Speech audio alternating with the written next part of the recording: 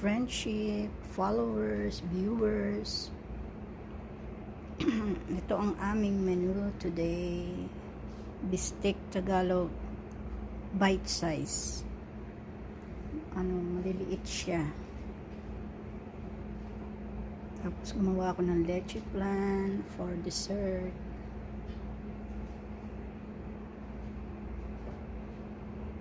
Sarap po. Ito maliliit. Para madaling kainin. Tsaka hindi nahihiwa-hiwain. Ano siya? Binarbecue ko muna siya bago ko gawin bistek Tagalog.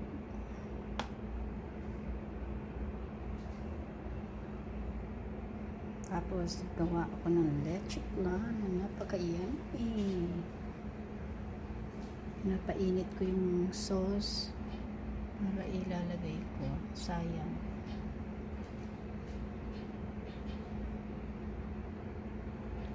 Sarap ng aming lunch dinner. Sama na lahat kasi tanghali na nagising.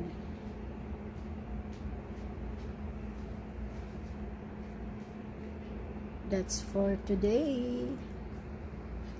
Enjoy.